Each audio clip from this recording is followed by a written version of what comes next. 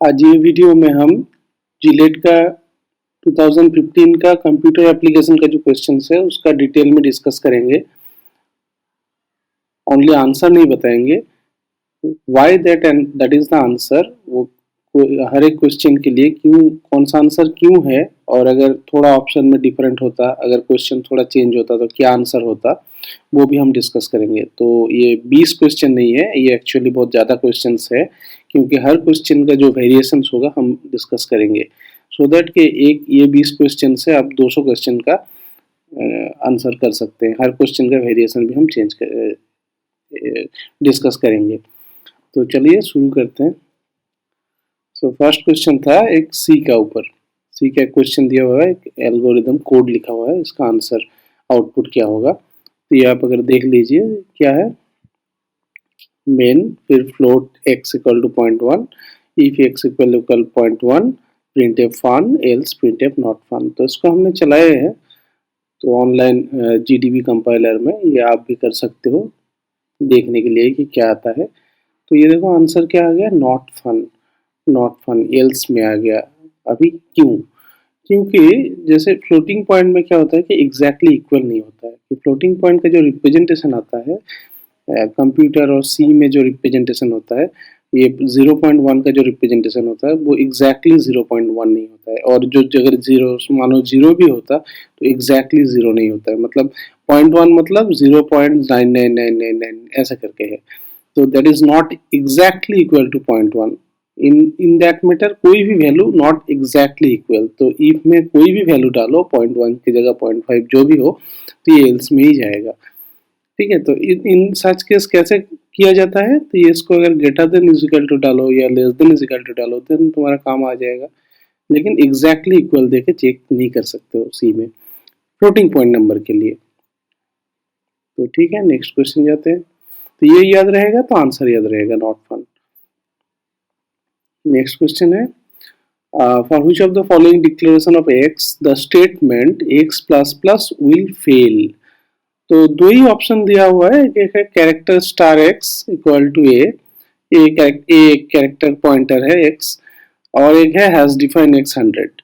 ये दोनों में से कौन सा करने से एक्स प्लस प्लस नीचे जाके लिख नहीं सकते हो। तो पहले हम हैज डिफाइन वाला देख लेते हैं।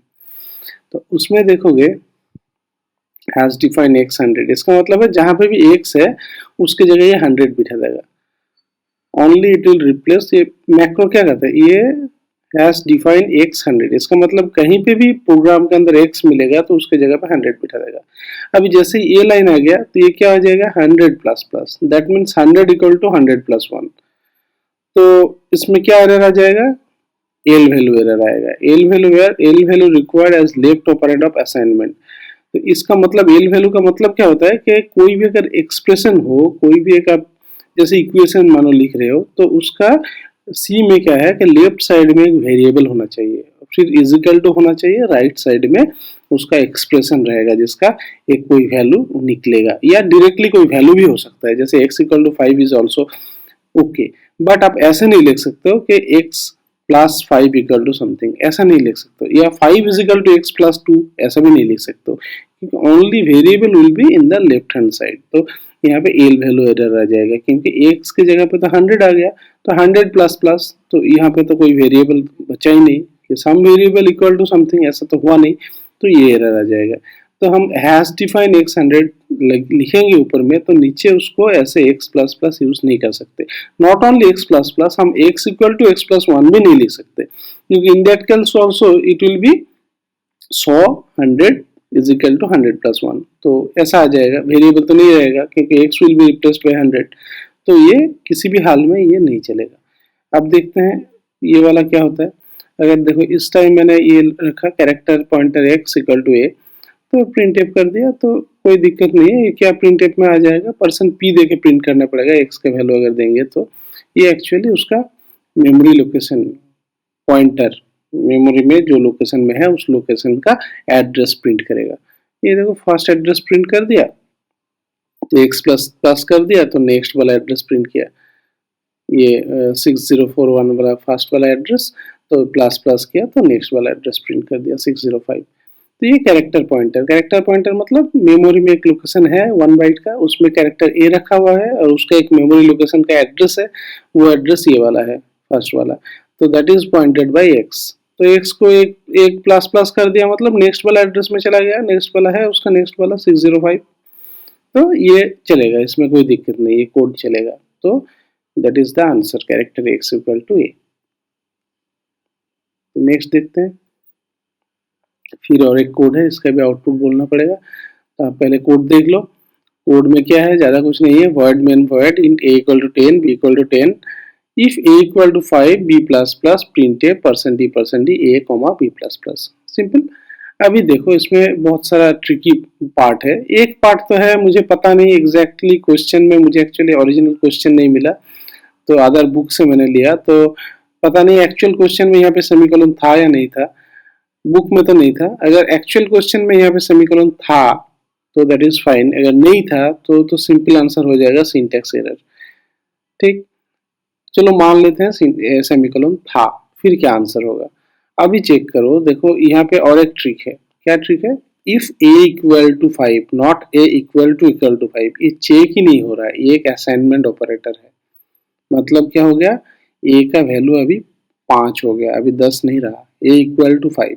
और ये असाइनमेंट ऑपरेटर क्या रिटर्न करता है, अगर सक्सेसफुल असाइनमेंट हो जाता है तो ट्रू रिटर्न करता है, 1 रिटर्न करता है। तो इफ 1 दैट इज ये ट्रू हो गया, तो a का वैल्यू तो अभी 5 हो गया, फिर ट्रू हो गया मतलब नेक्स्ट वाला स्टेटमेंट एग्जीक्यूट हो जाएगा, तो b प्लस प्लस हो जाएगा। b का वैल्यू 10 था, अभी कितना हो जाएगा इसके बाद, b प्लस प्लस के बाद 11 हो जाएगा। कब होगा, जब प्रिंटफ के अंदर आएगा। 11 हो गया, फिर परसेंटेज प्रिंट में a में प्रिंट कर दिया 5, और b में क्या प्रिंट कर देगा, अभी और एक ट्रिक है। b में क्या प्रिंट कर देगा, अभी यहाँ पे क्या हुआ, प्लस प्लस का एक फंडा है। अगर प्लस प्लस रहेगा तो वो कब होता है, next during execution of the next statement ये इंक्रीमेंट होता है। और एक होता है प्लस प्लस बी, उसमें पहले होता है। तो इसमें क्या होगा, ये जो b का 10 है ये प्लस प्लस हो गया लेकिन अभी 11 नहीं हुआ। जब प्रिंटफ एग्जीक्यूशन हो रहा है, ये यहाँ पे प्रिंट हो रहा है, तब उसका एक इंक्रीमेंट हो गया। तो क्या होगा, b का वैल्यू यहाँ पे आ गया 11, और ये जो b प्लस प्लस क्या हुआ है, इसका वैल्यू ये प्रिंट हो जाने के बाद अगर और एक प्रिंटफ रहता तो उसमें जाके 12 होता, यहाँ पे 12 नहीं हुआ। तो यहाँ पे लेकिन आंसर में आएगा a का 5 आएगा और b का 10 का एक इंक्रीमेंट होकर 11 आएगा, 5,11 ये आएगा। चलो और डिटेल में थोड़ा देख लेते हैं। देखो हमने ये वाला प्रिंट कर दिया a, b plus plus sorry, तो इसका 5,11 आ गया। अभी देखो उसके बाद फिर से b को प्रिंट किया, अभी देखो b का वैल्यू 12 आया। मतलब प्लस प्लस क्या होता है कि एग्जीक्यूशन हो जाने के बाद इंक्रीमेंट होता है। तो ये लाइन एग्जीक्यूट हो गया, उसके बाद इस नेक्स्ट लाइन में इसका इंक्रीमेंट आएगा। तो इसलिए यहाँ पे जब प्रिंट होगा तो b का वैल्यू 11 रहेगा और नेक्स्ट हाफ में जाके 12 होगा। अब मान लो ये b प्लस प्लस ना होके प्लस प्लस b होता तो क्या आंसर होता, अभी देखते हैं। सोचो इसमें मैंने वो कर दिया प्लस प्लस बी, तो अभी देखो 5,12 आ गया, क्योंकि प्लस प्लस बी होने से क्या होता है, इंक्रीमेंट यहीं पे हो जाता है, फिर प्रिंट होता है। बी प्लस प्लस मतलब प्रिंट कर लो उसके बाद इंक्रीमेंट करो, तो इंक्रीमेंट वाला वैल्यू तो मिला ही नहीं, नेक्स्ट प्रिंट ऑफ दोगे तो भी मिलेगा। और इसमें क्या हो गया, इसमें हो गया कि प्लस प्लस बी, मतलब पहले इंक्रीमेंट कर लो बी का, तो यहाँ पे 11 होके आया है, प्लस प्लस बी कर दिया 12 हो गया, फिर प्रिंट कर दिया तो प्रिंट में 12 आ जाएगा। तो इन दैट केस 5,12 आ जाता है अगर प्लस प्लस बी होता है। तो देखो एक क्वेश्चन में हमने 3-4 डिफरेंट टाइप्स ऑफ क्वेश्चन का आंसर समझ लिया। तो ये सारे वेरिएशंस आ सकते हैं एग्जाम में, तो एक का आंसर जानने से कोई फायदा नहीं, आपको समझना होगा कि अगर ये यहाँ पे प्लस प्लस ना हो के प्लस प्लस बी होता है या बी प्लस प्लस होता तो क्या फर्क होता है। तो ऐसे सीखना होता है। चलो नेक्स्ट क्वेश्चन देखते हैं। हाँ, इसमें क्या है कि z इक्वल फिर एक ब्रैकेट में n क्वेश्चन मार्क x:y, ये क्या है, ये बेसिकली ये है पूरा क्वेश्चन। तो इसका क्या है, this is actually ternary operator, मतलब जैसे एक बड़ा सा इफ एल्स है। क्या होता है कि ये बोल रहा है कि ये जो ब्रैकेट के अंदर जो एक्सप्रेशन है दैट इज n ओनली, तो ये n क्वेश्चन मार्क, ये वाला पार्ट अगर ट्रू होता है, इवेलुएट्स टू ट्रू, अगर ट्रू आता है इसका रिटर्न, तो z में x का वैल्यू आएगा फर्स्ट वाला। अगर फॉल्स होता है तो z will be equal to y। इसका मतलब ये है। तो पहले ये देख लेते हैं इसका मतलब क्या है कि if n that is n का अंदर ट्रू आ गया, मतलब सब सोचो n का जो भी हो एक एक्सप्रेशन है उसका वैल्यू ट्रू आया, तो ट्रू अगर आता है तो z will be equal to x, अगर एल्स मतलब n का अंदर फॉल्स आता है तो z will be equal to y। इसका मतलब ये होता है। अभी n कब ट्रू होता है, n कब फॉल्स होता है, मैंने सोच लिया कि n एक नंबर है, तो अगर नंबर है तो क्या है, नंबर के लिए अगर जीरो आता है दैट इज फॉल्स, और जीरो छोड़ के कुछ भी आता है तो ट्रू हो जाता है। मतलब if n not equal to zero then true, in that case क्या हो जाएगा, z is equal to x हो जाएगा, और एल्स कुछ भी हो जाए तो z is equal to y हो जाएगा। तो ये तीनों इक्विवेलेंट स्टेटमेंट है, इसका मतलब ये है और उसी का मतलब ये है। तो अभी ये जो ऑप्शंस है, तीन ऑप्शंस, यहाँ पे देखो कौन किसके साथ ये मैच हो रहा है। अभी देखो एक, अगर इसको देखो, if not n z equal to y else z equal to x, ये n ट्रू होगा तो z x हो जाएगा, और नहीं तो फॉल्स होगा तो y हो जाएगा। ये नॉट लगा दिया और ये कंडीशन अपोजिट कर दिया, इफ नॉट x तो z y हो जाएगा, और मतलब x ट्रू होता है तो z क्या हो जाता है, x हो जाता है, और यहाँ पे क्या बोला कि x अगर n अगर फॉल्स हो जाएगा तो z y हो जाएगा। सही है जी, इसमें भी n फॉल्स होता तो z y होता, ट्रू होता तो x होता, तो यहाँ पे फॉल्स होता तो y होता, ट्रू होता तो x होता, तो ये दोनों सेम है, तो ये तो सेम हो गया। अब इसके अगर चेक करोगे, if n less than equal to 0 z is equal to y else z is equal to x, अब ये तो लग रहा है कि ट्रू हो सकता है, लेकिन क्या है कि हमने क्या बोला कि अगर n के वैल्यू 0 छोड़ के कुछ भी हुआ तो ये क्या हो जाएगा कि फॉल्स हो जाएगा, जीरो में ट्रू फॉल्स हो जाएगा, और n के वैल्यू कुछ भी -5 या 5 जो भी हो, 1 हो, -1 हो, +1 हो, तो ये n ट्रू हो जाएगा। तो यहाँ पे देखो लेस देन इक्वल टू 0 के लिए बोला है, लेकिन ग्रेटर देन इक्वल टू 0 में तो गलत हो जाएगा, तो ये पूरा ठीक नहीं देगा। n का वैल्यू अगर -5 लोगे तो उसके लिए सही आएगा, लेकिन n के वैल्यू 5 ले लोगे तो उसके लिए गलत आ जाएगा, ये इसके साथ सेम नहीं होगा। सिमिलरली इसमें भी क्या हुआ, ग्रेटर देन 0 के लिए बोला है, तो n के वैल्यू 5 लोगे तो ये जो रिटर्न करेगा, ये जो रिटर्न करेगा सेम रिटर्न करेगा, लेकिन n के वैल्यू अगर माइनस में ले लिया तो ये दोनों का अलग अलग हो जाएगा, तो ओनली ए वाला ऑप्शन में सही आएगा। अब हमने कोड भी लिख के देख लिया। अब देखो कोड में क्या क्या, पहले ये दिखाता हूँ कि n का वैल्यू पॉजिटिव हो या नेगेटिव हो तो क्या होता है कि वो ट्रू आता है, और n के वैल्यू अगर 0 होता है तो फॉल्स आता है। तो देखो n के वैल्यू हमने -1 ले लिया, फिर लिखा if n then print true else print false, तो n के वैल्यू -1 से भी ट्रू, इफ ट्रू इवैल्यूएट होता है, देखो ये इसलिए ट्रू आ गया। तो इसका मतलब हो गया n का वैल्यू पॉजिटिव हो या नेगेटिव हो ट्रू आता है, अगर 0 होता है तभी फॉल्स में आता है। ये तो हो गया प्रूफ। अभी नेक्स्ट देखो, ये वाला एक्सप्रेशन हमने लिख दिया, जो ऐसा है वैसा ही लिख दिया, उसका रिजल्ट प्रिंट किया, फिर हमने उसका जो इक्विवेलेंट ये वाला आंसर बताया फर्स्ट वन, वो भी लिखा है यहाँ पे नॉट एन करके, उसका भी प्रिंट किया। अभी उसका दोनों केस में देख लो, n-1 के लिए 5-5 आ गया, हमने +1 देके भी देखा 5-5 सेम आ रहा है, और अगर 0 दे दिया तो दोनों में ये 6-6 आ रहा है, that is z is equal to y में जा रहा है, तो आंसर ये वाला हो जाएगा, ए वाला आंसर हो जाएगा। ये आंसर में ये गलत है, एक्चुअली आंसर ए है, यहाँ पे गलत लिखा हुआ है, ए होगा आंसर। चलो नेक्स्ट क्वेश्चन में देखते हैं। इसमें क्या है कि if x printf yes else printf no.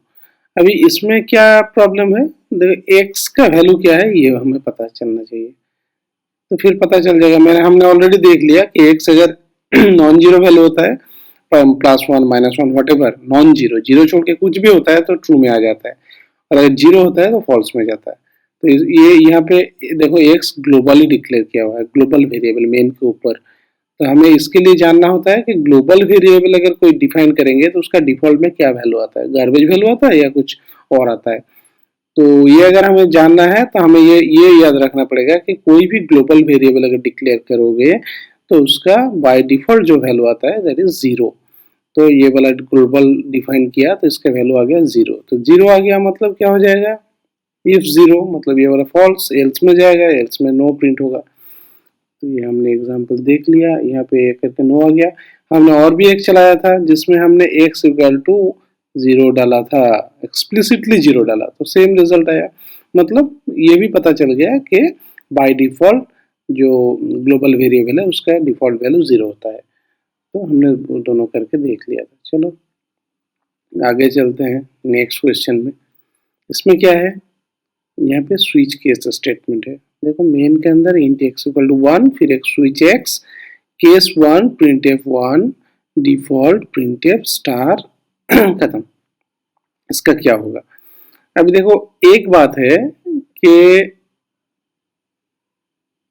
यहाँ पे एक कंपाइलेशन एरर आ सकता है। क्यों आ सकता है? ये डिफॉल्ट के बाद हमने सेमीकोलन नहीं डाला। अगर देखोगे स्विच केस का स्ट्रक्चर तो क्या होता है, केस 1 केस 2 करके चलता है, फिर डिफॉल्ट का एक सेमीकोलन करके दे होता है। तो यहाँ पे वो सेमीकोलन नहीं है, तो इसके लिए क्या होगा, एक कंपाइलेशन एरर होगा। अब मान लो ये सेमीकोलन नहीं है, ये कोलोनी है, फिर क्या आउटपुट होगा? फिर नॉर्मल है, स्विच केस में जो होता है पहले केस 1 से मैच हो गया तो ये 1 प्रिंट हो जाएगा। फिर क्या होगा, फिर डिफॉल्ट में आएगा, क्योंकि हर केस में अगर ब्रेक नहीं लगाया यहाँ पे तो डिफॉल्ट में आएगा। यहाँ पे अगर ब्रेक दिया होता तो डिफॉल्ट में नहीं आता, तो ब्रेक नहीं है तो डिफॉल्ट में आएगा, केस 1 भी चलेगा फिर डिफॉल्ट में भी आएगा, तो डिफॉल्ट में स्टार प्रिंट हो जाएगा। तो इन दैट केस ये 1 स्टार आ जाता अगर यहाँ पे सेमीकोलन है। तो अगर एक्चुअल क्वेश्चन में देखोगे यहाँ पे सेमीकोलन, यहाँ पे ये है, सॉरी सेमीकोलन है तो ये गलत है, कंपाइलेशन एरर। और यहाँ पे अगर कोलन है तो आंसर विल बी 1 स्टार। तो एक्चुअली जैसे मुझे बुक से मिला, तो मैं श्योर नहीं हूँ कि एक्चुअल क्वेश्चन में सेमीकोलन था या कोलन था। अगर सेमीकोलन था तो रन टाइम कंपाइलेशन एरर होगा, अगर सेमीकोलन और अगर कोलन होगा तो इन that case answer will be 1 star. तो डिपेंड करता है। चलो नेक्स्ट क्वेश्चन में और एक है आउटपुट वाला। इसमें क्या है कि character x is array of character is equal to A B C D E F G. कितना है, 1 2 3 4 5 6 7। फिर प्रिंट एफ करके %d size of x and trlen string length x, दोनों फंक्शन कॉल किया, कितना वैल्यू आएगा? अभी इसका आंसर करने के लिए दो चीज जानना पड़ेगा। क्या है दो चीज? ये याद रखना पड़ेगा कि साइज ऑफ में क्या होता है कि जो ये जो काउंट करता है कि इंक्लूडिंग द नाल। जैसे ही कोई भी कैरेक्टर एरे लेते हैं हम, तो क्या होता है कि बाय डिफॉल्ट सी जितना भी कैरेक्टर है एंड में एक नाल कैरेक्टर /0, ये नाल कैरेक्टर डाल देता है समझने के लिए कहाँ पे स्ट्रिंग खत्म हो गया। तो जब हम साइज ऑफ यूज करते हैं तो ये सारे पूरा के पूरा लेता है, मतलब जितना कैरेक्टर है प्लस एक नाल कैरेक्टर। तो साइज ऑफ में कितना आ जाएगा, 1 2 3 4 5 6 7 प्लस 1 8 आ जाएगा। और स्ट्रिंग लेंथ लेकिन नाल को नहीं लेता है, स्ट्रिंग लेंथ ओनली जितना कैरेक्टर है स्ट्रिंग में उसी का काउंट बताता है। तो स्ट्रिंग लेंथ 7 बताएगा, तो इसका आंसर 8,7 हो जाएगा। ठीक है, चलो नेक्स्ट क्वेश्चन देखते हैं। हाँ ये थोड़ा डिफिकल्ट क्वेश्चन है, डिफिकल्ट टू अंडरस्टैंड, क्योंकि पॉइंटर के ऊपर है, एरे का है, 2 डायमेंशनल एरे का। तो ये बताया कि एरे में तो हम सिंपली नॉर्मली ऐसे लिखते हैं सब्सक्रिप्टेड x0110 ऐसे करके एलिमेंट लिखते हैं। तो अगर उसको हम पॉइंटर फॉर्मेट में लिखेंगे तो ये कौन सा इक्वल होगा? ये पॉइंटर फॉर्मेट वैल्यू ऑफ, ये ऐसे जैसे क्या है, ये एक एड्रेस है और स्टार देके हम क्या करते हैं, उस एड्रेस में जो वैल्यू स्टोर है उसको हम प्रिंट करते हैं, यूज करते हैं। तो वैल्यू ऑफ ऑपरेटर है। तो ऐसे करेंगे तो ये कौन सा वाला इक्विवेलेंट है, ये वाला 01 है या x10 है, ये हमें देखना है। तो इसके लिए बेसिक हमें क्या जानना पड़ेगा, ये देखो, अगर इतना याद रहेगा तो सारे के सारे बाकी चीज हो जाएगा। एक चीज याद रखना है कि नंबर आई, अगर ऐसा एक वेरिएबल हमने डिफाइन किया, सोचो xi, तो उसका मतलब है पॉइंटर के हिसाब से स्टार ऑफ नंबर प्लस आई। और भी अलग से आसानी से सोचना है तो अगर जैसे ही हम कोई भी एरे डिक्लेयर करते हैं तो क्या होता है, एरे का नाम, उसका फर्स्ट एलिमेंट, एरे का नाम वाला जो वेरिएबल है, सपोज यहाँ पे character array x equal to something a b c d, तो ये x क्या करता है, वेरी फर्स्ट एलिमेंट का एड्रेस जो है वो रखता है। तो अगर number 0 is the name of the variable, number is equal to star number, मतलब i0 है, मैंने first element, number 0 means the first element, तो वो ओनली नंबर से भी हम बोल सकते हैं। तो ऐसे हो जाएगा इसके लिए। So number 0 is same as star number. Star number मतलब जो नंबर वाला जो एरे है उसका फर्स्ट एलिमेंट मिलेगा। तो नंबर 1 कैसे मिलेगा, स्टार नंबर, यहाँ पे एक ब्रैकेट डाल दो +1, नेक्स्ट वाला एलिमेंट आ जाएगा। नंबर 2 कैसे मिलेगा, स्टार ब्रैकेट में नंबर प्लस 2 कैसे मिलेगा। तो अभी चलो इसको देखते हैं जो हमारा क्वेश्चन में। और एक डिफिकल्ट देख लेते हैं। नंबर सपोज नंबर 2,1 है, तो ये कैसे आ जाएगा, देखो ये नंबर 2,1 है कि 2 डायमेंशन एरे है। तो ये सोचो नंबर 2 छोड़ दिया अभी, और इसका क्या है कि उसके बाद स्टार नंबर 2 प्लस 1, ये जो नेक्स्ट वाला है 1, मतलब ये पूरा को एक ही सोचो, नंबर 2 तक एक ही वेरिएबल सोचो, ये नंबर जैसा। तो उसमें नंबर प्लस आई हो गया था, तो ये नंबर 2 प्लस 1 हो गया, यहाँ पे 1 है इसलिए 1 बाहर स्टार आ गया। अब ये नंबर 2 को फिर से डिवाइड करो तो क्या आ जाएगा, स्टार नंबर प्लस 2, तो टोटल चीज ऐसे आ गया। अभी जो हमारा क्वेश्चन में है उल्टा साइड से करना पड़ेगा हमें। अगर उल्टा साइड से भी कर सकते हैं और ये फॉरवर्ड साइड से भी कर सकते हैं, क्योंकि उल्टा साइड करोगे तो दोनों के लिए निकालना पड़ेगा, इसके लिए भी फिर देखना पड़ेगा कौन सा मैच हो रहा है। और अगर सीधा साइड से करोगे तो इससे डायरेक्टली हो जाएगा। तो चलो देखते हैं। तो अभी क्या है यहाँ पे, ये स्टार एक्स प्लस 1। अभी स्टार एक्स मतलब क्या है, स्टार एक्स का मतलब है स्टार ब्रैकेट डालो x plus 1, x plus zero, sorry x plus zero, मतलब स्टार एक्स। यहाँ पे देखो नंबर लिख दिया, number zero is same as number star number, तो स्टार एक्स मतलब क्या हो गया, एक्स जीरो हो गया। तो यहाँ पे इसके जगह एक्स जीरो बैठा दिया। तो फिर star of x zero plus 1, तो इसका मतलब क्या हो जाएगा, देखो star of x zero plus 1, तो ये ऐसा ऐसा हो जाएगा। स्टार ऑफ नंबर 2 प्लस 1 क्या हो गया, नंबर 2 1, तो star of x zero plus 1 क्या हो जाएगा, एक्स ऑफ एक्स जीरो 1। यहाँ पे प्लस में जो है वो नेक्स्ट वाला सबस्क्रिप्ट में आएगा, और यहाँ पे जो है ये 2 था तो 2 आ गया फर्स्ट में, यहाँ पे 0 है तो 0 आ जाएगा। तो ये तो इसका आंसर आ गया, x01 हो जाएगा, x01। लेकिन सोचो कि अगर ये कब आएगा, 10 कब आएगा, और उसके लिए ये एक्सप्रेशन कैसा होगा, तो वो भी देख लेते हैं। हो सकता है कि नेक्स्ट टाइम क्वेश्चन में वो वाला आ जाए। तो अब सोचो यहाँ पे क्या होगा, एक एक्स्ट्रा ब्रैकेट आ गया। यहाँ पे ऐसा ना करके यहाँ पे एक ब्रैकेट दे दिया, स्टार एक्स प्लस 1 ना करके स्टार ऑफ एक्स प्लस 1 कर दिया, स्टार ऑफ एक्स प्लस 1 कर दिया। तब क्या हो जाएगा, देखो आप देखो इसका अगर देखोगे तो क्या हो गया, star of x plus 1, star of x plus 1 मतलब क्या हो गया, एक्स 1 हो जाएगा। स्टार एक्स मतलब x zero, star x plus 1 मतलब एक्स 1, स्टार एक्स प्लस 2 मतलब एक्स 2, ऐसा होता है। तो ये स्टार एक्स प्लस 1 क्या हो गया, एक्स 1 हो गया। फिर star of star x plus 1 मतलब है स्टार ऑफ स्टार, ये वाला तो एक्स प्लस एक्स 1 हो गया, एक्स 1 प्लस कुछ नहीं है, कुछ नहीं मतलब जीरो, ऑलरेडी हमने जैसे किया था। तो इसका मतलब क्या हो गया, एक्स 1 कोमा 0, एक्स 1 कोमा 0। तो दूसरा वाला आ जाएगा, सब ये वाला 1 आया था, यहाँ पे 0 आ गया, 0 है। तो अगर देखो और एक ब्रैकेट के अंदर होता तो इसका आंसर आ जाता स्टार एक्स, एक्स 1 0 आ जाता, मतलब इसके लिए आ जाता है, यहाँ पे और एक ब्रैकेट हो जाता तो 1 0 आ जाता इसके लिए। तो यहाँ पे आंसर तो फर्स्ट वन हो गया, ठीक है। तो ये थोड़ा डिफिकल्ट कॉन्सेप्ट है, इसको लिख लो, फिर थोड़ा धीरे धीरे समझना पड़ेगा, तो टाइम लगेगा। ये बहुत सारे एग्जाम्पल करोगे तो ये धीरे धीरे समझ में आ जाएगा। चलो नेक्स्ट क्वेश्चन तो इजी डायरेक्ट क्वेश्चन है, विच of the following is a network topology. तो लैन है, बास है, दोनों हो सकता है, कोई भी नहीं। तो नेटवर्क टोपोलॉजी तो सारे के सारे जानते हैं, मैंने ये सारे डिफरेंट नेटवर्क टोपोलॉजी का फिगर भी दे दिया। तो ये जैसे fully connected network topology, common बास टोपोलॉजी, एक बास है उसके साथ कनेक्टेड है सिस्टम्स। मेश टोपोलॉजी तो ऐसे ही मेश दिख रहा है इधर, ये भी इसके साथ ये कनेक्टेड है, ये फुल्ली कनेक्टेड नहीं है लेकिन ऐसा कनेक्टेड है, हर एक और 2-3 के साथ कनेक्टेड है। स्टार में तो एक सेंट्रल है, उस हब उसके साथ कनेक्टेड है, रिंग तो दिख रहा है। तो these are all topologies, network topologies. तो लैन में ही आ जाता है ये सब जनरली। कि लैन एक लोकल एरिया नेटवर्किंग है, जहाँ पे एक local limited area with in 1 kilometre और विद इन ऑफिस स्पेस जितना सारे मशीन से वो कनेक्शन किया हुआ है, that is local area networking. अब उसके अंदर ये कैसे कनेक्ट कर रहे हैं उसके ऊपर डिपेंड करके डिफरेंट टोपोलॉजीज होते हैं। तो ये बस एक टोपोलॉजी में आता है, जैसे कॉमन बस टोपोलॉजी।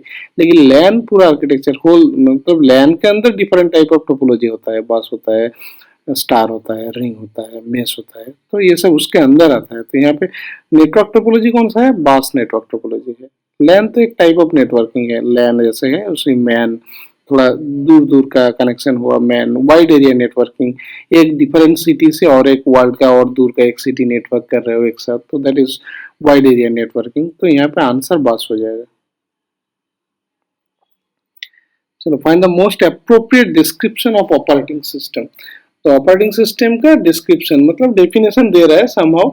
तो ऑपरेटिंग सिस्टम का क्या क्या फीचर्स है वही बोल रहे हैं, देखते हैं। A collection of programs that manages hardware resources. ये अब सोचना है कि ये सही है या गलत है। अब अगर देखो एक कलेक्शन ऑफ प्रोग्राम्स, अब पहले ऑपरेटिंग सिस्टम क्या है, एक सिस्टम प्रोग्रामिंग है, सिस्टम सॉफ्टवेयर है। तो क्या करता है ऑपरेटिंग सिस्टम में, क्या होता है ऑपरेटिंग सिस्टम में, बहुत सारे रूटीन्स होता है, कर्नल होता है, जो क्या करता है कंप्यूटर सिस्टम को मैनेज करता है, ऑपरेट, जो हम काम करना चाहते हैं वो हमें हेल्प करता है।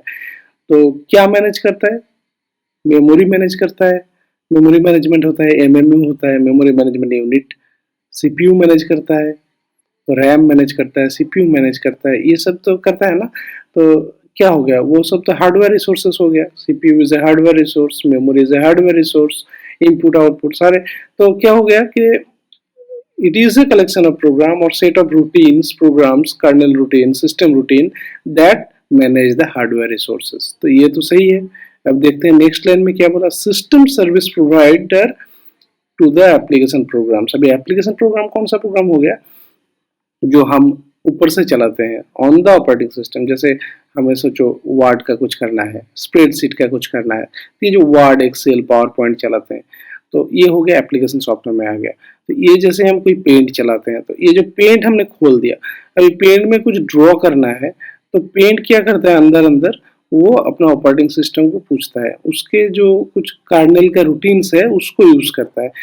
तो हम जैसे ही कुछ ड्रॉ करते हैं तो पेंट एक्चुअली अंदर का स्क्रीन में ड्रॉ नहीं करता है, वो ऑपरेटिंग सिस्टम का कुछ सिस्टम कॉल है वो उसको कॉल कर देता है, तो वो काम कर देता है। तो क्या है कि वो वाला जो सर्विस, उसको हम बोलते हैं कर्नल सर्विस और सिस्टम सर्विस। तो वो वाला सर्विस अवेलेबल कर देता है एप्लीकेशन सॉफ्टवेयर को। तो ये भी ट्रू हो गया कि ये जो ऑपरेटिंग सिस्टम है वो सिस्टम सर्विस देता है, जो अपना एप्लीकेशन सॉफ्टवेयर है, यूजर सॉफ्टवेयर, उसको। तो ये भी ट्रू आ गया। थर्ड में क्या बोला, link to interface the hardware and application program. Application program के साथ हार्डवेयर का इंटरफेस करता है ऑपरेटिंग सिस्टम, बीच में रहता है, राइट। जैसे ही हम कुछ प्रोग्राम चलाते हैं उसके लिए जैसे मेमोरी एलोकेट करना होता है, उसके लिए कितना सीपीयू चाहिए होता है, कि हमें लिमिट करना है कि इसके ज़्यादा सीपीयू नहीं यूज होगा, जैसे और अदर प्रोग्राम्स थ्रॉटल ना हो जाए। तो ये सारे डिसीजन कौन करता है, ऑपरेटिंग सिस्टम करता है, क्योंकि वो शेड्यूल, जॉब शेड्यूलिंग करता है, जो हर जॉब का कितना मैपिंग करता है, उसके कितना डिफरेंट रिसोर्सेस, कितना रिक्वायरमेंट है, वो सब हिसाब करता है। तो ये क्या होता है कि ऑपरेटिंग सिस्टम जो अंडरलाइंग हार्डवेयर रिसोर्सेस है उसको यूज करने के लिए एक इंटरफेस देता है, उसके थ्रू यूज होता है, जो कर्नल मोड में यूज होता है। तो क्या होता है कि एप्लीकेशन प्रोग्राम डायरेक्टली यूज नहीं करता हार्डवेयर को, वो थ्रू ऑपरेटिंग सिस्टम करता है। तो ये भी ट्रू बात हो गया। तो अभी देखेंगे तो सारे के सारे ट्रू है, तो ऑप्शन डी आ जाएगा। अगर सोचो हमें कोई एक पता भी नहीं हो, दो हम श्योर हैं कि दो एटलीस्ट ट्रू है, तो भी ऑल ऑफ द अबव भी आंसर होगा, नहीं और कुछ तो नहीं हो सकता। चलो नेक्स्ट क्वेश्चन देखते हैं। हाँ, इसमें क्या बोला, the most appropriate statement regarding hard disk. तो बोला हार्ड डिस्क क्या है, इनपुट डिवाइस है, आउटपुट डिवाइस है, स्टोरेज डिवाइस है, या के सारे है। अभी देखो ये बिट ऑफ ट्रिकी क्वेश्चन है। हम जानते हैं हार्ड डिस्क क्या है, स्टोरेज डिवाइस है, हम डेटा स्टोर करते हैं हार्ड डिस्क में। अब अगर हार्ड डिस्क को आप मेमोरी एज ए कंसिडर करोगे तो आंसर तो एज ए जिलेट एग्जाम के लिए आंसर तो हो गया, that is a storage device. अभी मैं थोड़ा एडवांस जो यूजर है, जो थोड़ा ज़्यादा जानते हैं, उसके लिए बोल रहा हूँ कि अगर आप वर्चुअल मेमोरी जानते हैं तो हम क्या करते हैं, हार्ड डिस्क को भी हम एज ए रैम और as a main memory use कर सकते हैं। अब आगे देखो कि हमारा जो प्रोग्राम होता है, कोई भी कोड लिखते हो तो that can take input from hard disc.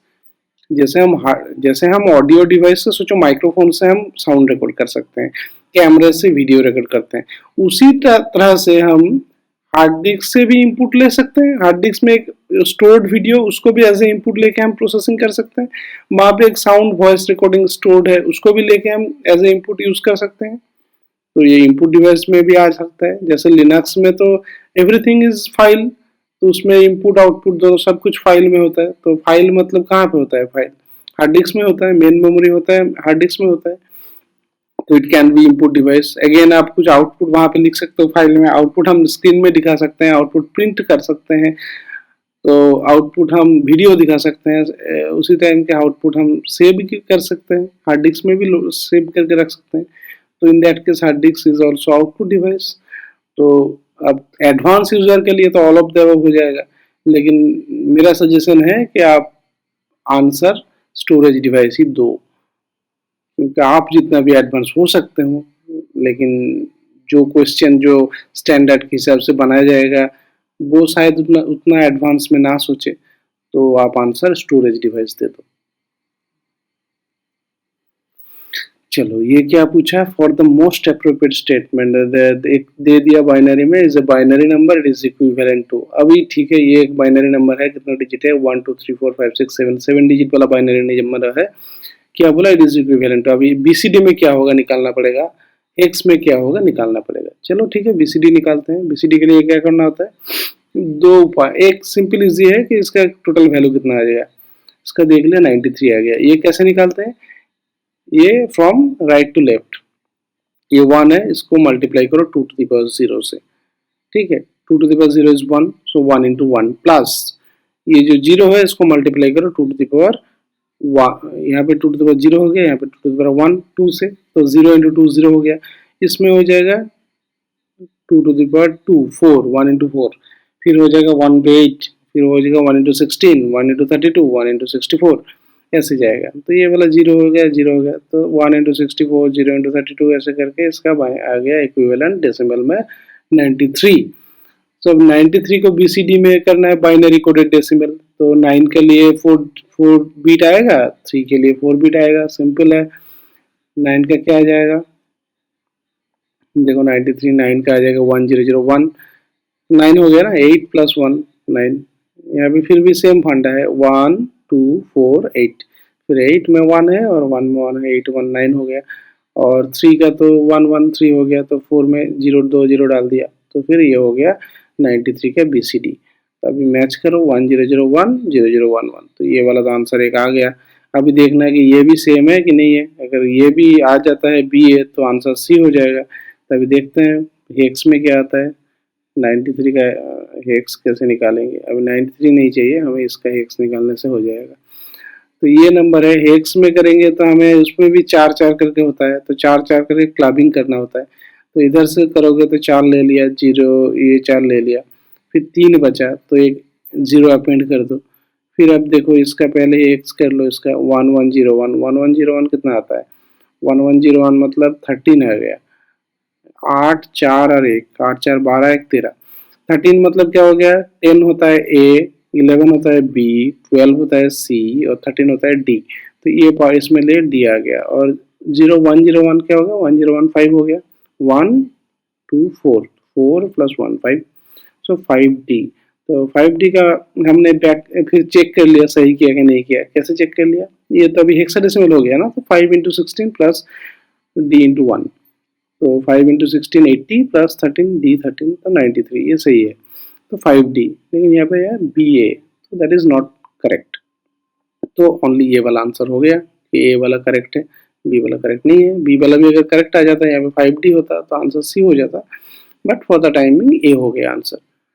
तो चलो ये हो गया आंसर। नेक्स्ट क्वेश्चन देखते हैं। इन बाइनरी अरिथमेटिक ये एक सब्सट्रैक्शन करना है बाइनरी में, तो ठीक है सब्सट्रैक्शन करना क्या बड़ी बात है, तो सब्सट्रैक्शन कर देते हैं। अभी सिंपल कैसा होगा सब्सट्रैक्शन, देखो ये 0 है, यहाँ पे 1 है, तो यहाँ से एक बोरो कर लो, तो 1 0 हो गया। 1 0 मतलब क्या, 2 हो गया, तो 2 हो गया जैसे ही, तो 2 से 1 घटा दिया, 1 आ जाएगा, फाइन। फिर ये वापस दे दो, यहाँ पे 1 आ गया वापस, तो 1 माइनस 1 0 आ जाएगा, फाइन।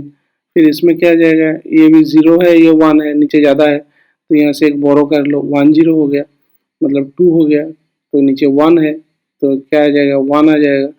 इसको वापस दे दिया, वापस दे दिया तो क्या हो जाएगा, 1 है और यहाँ पे 1 वापस आ गया, 2 हो गया। एक्चुअली डेसिमल में 2 हो गया, इसके हिसाब से बाइनरी हिसाब से 1 0 हो गया, तो 2 मान के चलो 2 हो गया।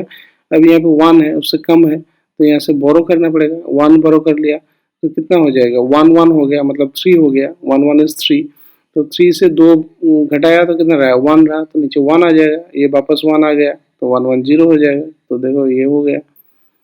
और कन्फर्म कैसे करोगे कि सही किया हम लोगों ने, इसका डेसिमल निकाल लो। डेसिमल देखो 26 आता है। कैसे निकालना है डेसिमल, यहाँ पे 1 2 4 8 16, तो 16 प्लस 8 कितना हो गया 24, 24 प्लस 2 26।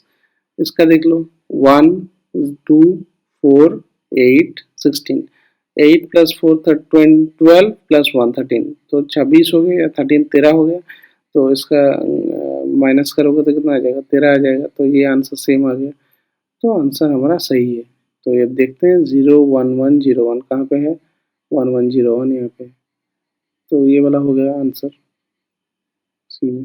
चलो इसमें देखते हैं, which of the following memories has the shortest access time, cache memory, RAM, magnetic core memory, magnetic bubble memory. तो एक मेमोरी का हायरार्की होता है, जैसे जैसे साइज बढ़ता है मेमोरी का उसका स्पीड घट जाता है और कॉस्ट कम हो जाता है, और स्पीड ज़्यादा होना से कॉस्ट ज़्यादा हो जाता है। तो ऐसा है हायरार्की का। तो जैसे अभी देख लो स्पीड के हिसाब से क्या होता है कि ऊपर जितना ऊपर जा रहे हो स्पीड बढ़ रहा है, और जितना ऊपर जा रहा है कॉस्ट भी बढ़ेगा। स्पीड बढ़ेगा तो कॉस्ट बढ़ेगा, लेकिन साइज घटेगा मेमोरी का। तो सबसे फास्ट मेमोरी कौन सा होता है कि सीपीयू के अंदर एक जो रजिस्टर्स होता है, सीपीयू रजिस्टर्स, जैसे 8085 में भी होता है 8 बीट का रजिस्टर, 8086 में 16 बीट का रजिस्टर होता है, अभी पेंटियम वगैरह में 32 बीट का रजिस्टर, अभी जो कोर i5 ये सब चल रहा है उसमें 64 बीट का रजिस्टर्स होता है। तो ये जो डिफरेंट रजिस्टर्स होता है सीपीयू के अंदर होता है, वो सबसे ज़्यादा फास्ट होता है। उसके बाद क्या होता है कि L1 कैश मेमोरी, ये दोनों मिले के कैश मेमोरी हम बोल सकते हैं। उसका दो टाइप का होता है, L1 कैश होता है, L2 कैश होता है। तो ये रहता है, L1 कैश ज़्यादा फास्ट होता है, फिर L2 कैश उसका थोड़ा स्लो होता है। उसके बाद आता है मेन मेमोरी रैम, जो SD रैम ज़्यादातर होता है आजकल, DDR5 DDR4 ऐसा। तो ये वाला रैम आ गया। उसके नीचे आ गया सेकेंडरी मेमोरी। सेकेंडरी मेमोरी में ये जो मैग्नेटिक कोर मेमोरी ये सब आता है। तो जैसे ही देखो आप कॉस्ट के हिसाब से ये ज़्यादा कॉस्टली है पर बाइट ऑफ मेमोरी। तो सेकेंडरी मेमोरी बहुत सबसे सस्ता होता है, SSD वगैरह इसमें भी आता है, सेकेंडरी मेमोरी में आ जाता है। तो कॉस्ट के हिसाब से ये सस्ता होता है, लेकिन स्लो होता है। एक्सेस टाइम जो होता है उसके मेमोरी से कोई डेटा लेने के लिए सीपीयू का एक्सेस टाइम वो बहुत ज़्यादा होता है। तो वो सबसे कम होता है रजिस्टर में। उसके बाद होता है कैश मेमोरी में। तो यहाँ पे देखो रजिस्टर तो ऑप्शन में है नहीं, तो सबसे कम एक्सेस टाइम कौन सा वाला का है, कैश मेमोरी हो गया सेकेंड ऑप्शन में। अगर रजिस्टर होता तो रजिस्टर आंसर हो जाता, ठीक है। और अगर पूछता सबसे ज्यादा किसमें लगता है तो क्या होता है, सेकेंडरी मेमोरी जो होता है हार्ड डिस्क होता है उसमें ज्यादा टाइम लगता है। अब अगर SSD और नॉर्मल हार्ड डिस्क जो होता है साटा उसमें कंपेयर करोगे तो SSD थोड़ा फास्ट है साटा से, तो साटा सबसे नीचे जाएगा, SSD बीच में रहेगा। तो ये सारे मैंने भी बता दिया। तो ये छोड़ के भी बहुत सारा क्वेश्चन का आंसर अब आपको पता है। तो चलो नेक्स्ट क्वेश्चन देखते हैं। Communication circuit that transmit data in both direction but not at the same time are operating at। अब देखो ये जो है ना simplex mode, half duplex, full duplex, ये थोड़ा समझ के रखोगे तो कोई भी क्वेश्चन इसका आएगा तो आंसर हो जाएगा। तो हम थोड़ा समझ लेते हैं इसका क्या होता है। सिंप्लेक्स मोड क्या होता है, सिंप्लेक्स मोड होता है कि कोई सेंडर से ऑलवेज रिसीवर की तरफ जाएगा डेटा, रिसीवर के पास कोई चांस नहीं है कि वो सेंडर को कम्युनिकेट करे। अगर ऐसा सिचुएशन है कब होता है, जैसे रेडियो सुनते हैं हम, टीवी देखते हैं हम, कहाँ होता है जो ब्रॉडकास्टर है जो चैनल छोड़ रहा है, न्यूज ब्रॉडकास्ट कर रहे हैं, वो जो बोल रहा है हम सुन रहे हैं, वो सेंड कर रहा है हम सुन रहे हैं। वी हैव नो मीन्स, हम उसको कुछ नहीं सेंड कर सकते हैं। तो वन वे कम्युनिकेशन, तो इसको बोलते हैं सिंप्लेक्स। अभी सोचो जैसे वॉकी टॉकी में होता है, ये क्या होता है, वॉकी टॉकी में क्या होता है कि दोनों तरफ कम्युनिकेशन होता है, ठीक है। लेकिन जैसे ही कोई एक बोलता है हेलो चार्ली ओवर, ओवर मतलब मेरा मेरा बोलना हो गया, अब तुम रिस्पॉन्ड करो, तो फिर वो रिस्पॉन्ड करता है, फिर बोलता है ओवर। तो क्या है कि चैनल एक है, उसमें ये भी यूज कर सकते हैं वो भी यूज कर सकते हैं, लेकिन वन एट ए टाइम, दोनों एक साथ यूज नहीं कर सकते। जैसे ओवर बोल दिया मतलब अब मैं स्टॉप हो गया, अब तुम बोलो, तुम चैनल यूज करो, इसको आर्बिट्रेशन बोलता है। तो ये क्या हो गया, इसको बोलते हैं हाफ डुप्लेक्स। मतलब डुप्लेक्स मतलब दोनों तरफ का कम्युनिकेशन है, हाफ क्यों है क्योंकि वन एट ए टाइम। जैसे एक सोचो, एक सिंगल लाइन का, रेलवे लाइन का ब्रिज है, दोनों तरफ दो स्टेशन है, तभी कोई ट्रेन जाना है तो क्या होता है कि स्टेशन में एक साइड का स्टेशन को ट्रेन में साइड में रख देता है, ट्रेन एक ही ट्रेन जाएगा, उधर क्रॉस हो गया, फिर वो आगे चला गया, फिर वो चेंज करके वो ट्रेन आएगा। तो लाइन दोनों, ट्रेन आ भी सकता है, जा भी सकता है, लेकिन only one at a time, either आएगा और जाएगा। ये वॉकी टॉकी में होता है, ठीक है। तो ये हो गया हाफ डुप्लेक्स। और फिर रहा बचा फुल डुप्लेक्स। ये क्या होता है, ये तो हम देखे हैं, हम मोबाइल यूज करते हैं, तो दोनों एक साथ बात कर सकते हैं, मैं बोल भी रहा हूँ, सुन भी रहा हूँ, और अदर वन भी जो उधर है वो भी बोल रहा है, सुन रहा है, तो बीच में भी हम टोक सकते हैं। तो वो हो गया फुल डुप्लेक्स। एक साथ दोनों का सेंड हो रहा है, रिसीव हो रहा है, दोनों बात कर रहा है, दोनों बात सुन रहा है, तो दैट हो गया फुल डुप्लेक्स मोड। तो यहाँ पे तो हमारा क्वेश्चन में पूछा गया कि कौन सा सिचुएशन में दोनों डायरेक्शन में काम हो सकता है लेकिन वन एट ए टाइम। तो वो तो हो गया हमारा, देख लिया ऑलरेडी कि हाफ डुप्लेक्स में ऐसा होता है वॉकी टॉकी वाला, कि एक ही लाइट चैनल से जा भी सकता है, बात आ भी सकता है, लेकिन वन एट ए टाइम। तो ये देखो, और बहुत सारा क्वेश्चन का आंसर हो गया यहाँ पे। ये अगर ठीक से समझ लिया, तो समझ में आ गया, तो you can answer many more questions like this. चलो नेक्स्ट देखते हैं। Which of the following is a reliable communication? TCP, IP, UDP और all of them? अभी थोड़ा डिफरेंस है, transmission control protocol, internet protocol और ये जो यूडीपी प्रोटोकॉल है, थोड़ा थोड़ा डिफरेंस है। हम थोड़ा देख लेते हैं डिफरेंस। क्या होता है कि यूडीपी इज वेरी फास्ट, लेकिन टीसीपी के रेस्पेक्ट में फास्ट है। टीसीपी स्लोअर है बट मोर रिलायबल। इसमें कहाँ यूज होता है, जैसे FTP, file transfer, web browsing, email, इसमें टीसीपी यूज होता है। और यूडीपी कहाँ होता है, जो quartz grain, like live streaming, video stream हो रहा है, ऑनलाइन गेम्स चल रहा है, वॉइस ओवर आईपी एड्रेस। इसमें क्या होता है कि थोड़ा बहुत अगर डेटा मानो जिटर हो गया कि डेटा नहीं पहुंचा, जो डेटा पैकेट से कुछ मिसिंग हो गया, तो कोई प्रॉब्लम नहीं होता है। जैसे ऑनलाइन लाइव वीडियो होता है, जैसे गूगल मीट में कॉल हो रहा है, वीडियो कॉल हो रहा है, इसमें क्या होता है कि थोड़ा हेजी आ गया, किसी टाइम डेटा नहीं पहुंचा, कोई बात नहीं। लेकिन टीसीपी में क्या होता है, यहाँ पे तुम कोई फाइल भेज रहे हो, तो उसमें थोड़ा सा कोई भी 2-4 बीट भी अगर मिसिंग हो गया तो करप्टेड फाइल हो जाता है। तो that is, everything has to be in order. तो अब डिटेल में देखोगे, इसलिए टीसीपी को मोर रिलायबल बोलते हैं, लेकिन स्लो होता है। क्यों? देखो, TCP is more reliable because it ensures that all segments are received in order, मतलब जिसका जैसे पार्ट किया गया उसी हिसाब से आया, and any lost segment are retransmitted. अगर कोई एक पैकेट सोचो नहीं पहुंचा, तो वो फिर से सेंड करके उसको जोड़ा जाता है रिसीविंग एंड में। लेकिन UDP does not guarantee this. When the connection is bad, UDP segment can get lost without a trace or arrive in the wrong order. तो इसलिए वीडियो कॉल में यूज करो यूडीपी, कोई दिक्कत नहीं है। अगर नहीं पहुंच रहा है कुछ, सोचो कुछ पार्ट का वीडियो में थोड़ा हेजी आ जाएगा, तो ठीक है, क्योंकि थोड़ी देर बाद में उस सेगमेंट का कोई वैल्यू नहीं। लेकिन जब तुम फाइल ट्रांसफर करते हो तो थोड़ा देर हो जाए, कोई बात नहीं, लेकिन फाइल करप्टेड नहीं होना चाहिए, फुल डेटा आना चाहिए। तो रिलायबिलिटी के हिसाब से टीसीपी इज द आंसर। लेकिन फास्ट पूछेगा तो UDP will be the answer, ठीक है। चलो देखते हैं next question. What which of the following is our application protocol? ये कौन सा एप्लीकेशन प्रोटोकॉल में आता है? तो ये थोड़ा देख लेते हैं सारे के सारे को। एफटीपी है, फाइल ट्रांसफर प्रोटोकॉल। एचटीटीपी यहाँ पे है नहीं, लेकिन हाइपर टेक्स्ट ट्रांसफर प्रोटोकॉल। जैसे SMTP, simple mail transfer protocol. TCP IP तो पता ही है, transmission control protocol, internet protocol. DNS क्या है? डीएनएस है, ये देखो, डोमेन नेम सिस्टम। तो ये भी एक एप्लीकेशन लेयर सिस्टम है that provide mapping between the domain names and the associated IP address. जैसे google.com लिख दिया तुमने, अभी google.com से एक्चुअली काम नहीं होता है। google.com हम याद रखते हैं, लेकिन अंडरलाइंग क्या होता है, google.com को हम डीएनएस सर्वर में जाता है, फिर डीएनएस वहां से उसका एक्चुअल आईपी एड्रेस बताता है कि 65.272.71.75 सपोज। तो ये वाला है उसका आईपी, तो वो आईपी आ जाता है। फिर ब्राउजर क्या होता है, एक्चुअली रिक्वेस्ट google.com का वो आईपी में भेजता है, तो वो सर्विस देता है डीएनएस। तो इतने यहाँ पे जितना भी है सारे के सारे क्या है कि एप्लीकेशन लेयर प्रोटोकॉल्स है। तो यहाँ पे आंसर ऑल ऑफ देम हो जाएगा।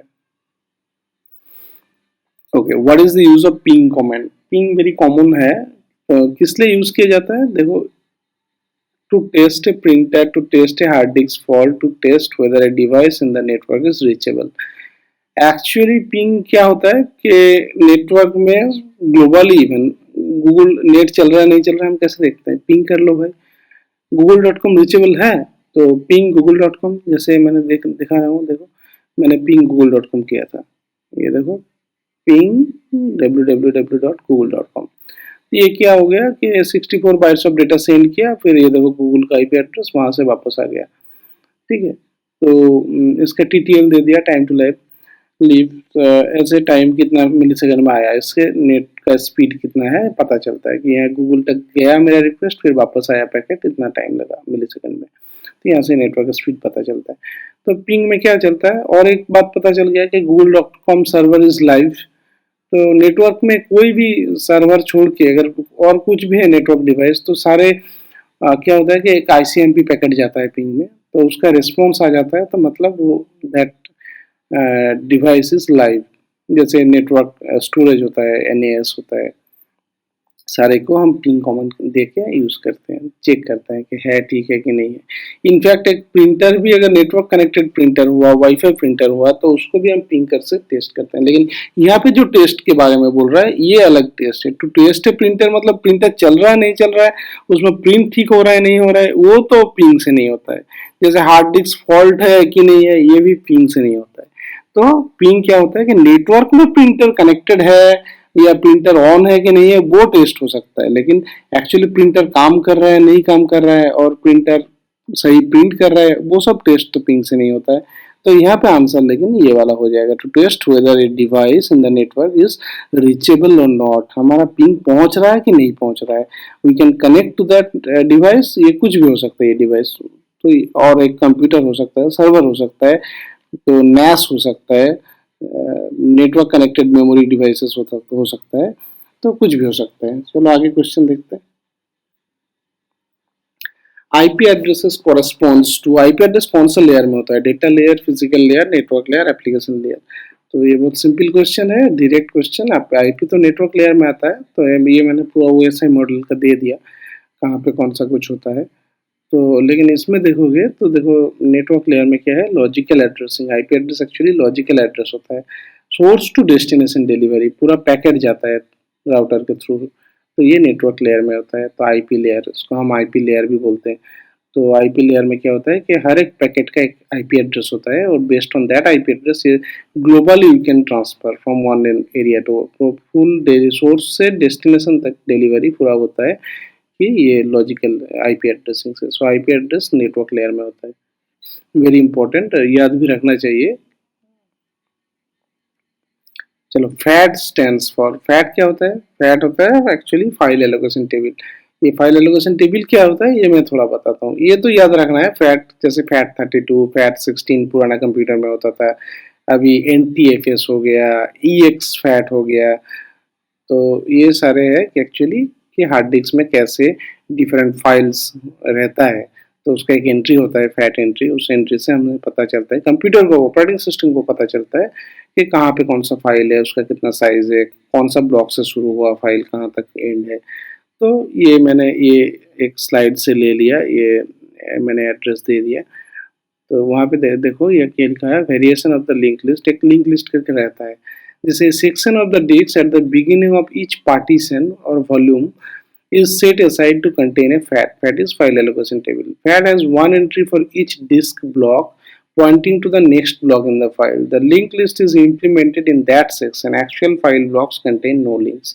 तो एक थोड़ा सा सेपरेट जगह रखा जाता है पूरा हार्ड डिस्क में, हार्ड डिस्क का पार्टीशन में, जहाँ पे कितना फाइल्स है, फाइल्स के बिगिनिंग कौन सा ब्लॉक में है, उसका नेक्स्ट वाला ब्लॉक कौन सा है, ये as a link list store किया जाता है। तो that is called file allocation table. तो यहाँ पे हो गया फाइल एलोकेशन टेबल। तो सारे क्वेश्चन हो गया। अभी जो है कि ऐसा और भी बहुत सारे क्वेश्चंस मैंने ऑलरेडी वीडियो बना कर रखा, इलेक्ट्रिकल इंजीनियरिंग के क्वेश्चंस के ऊपर, कंप्यूटर साइंस के क्वेश्चंस के ऊपर। तो कोई भी प्रिपेयर कर रहे हो जिलेट के लिए, लीट और भी जो लेटरल एंट्री का कोई एग्जाम्स है डिफरेंट स्टेट के लिए, तो उसका क्वेश्चंस है मेरे पास, मैंने डिस्कस किया, इन डिटेल एनालिसिस किया। इसके छोड़ के जो भी एसएससी का जूनियर इंजीनियर, आरआरबी का जूनियर इंजीनियर, और कोई भी टेक्निकल इंटरव्यू के लिए प्रिपेयर कर रहे हो, तो उसके लिए मेरे बहुत सारे वीडियो है, तो आप देखो, अगर काम में आता है तो फ्रेंड्स के साथ शेयर करो। Thank you.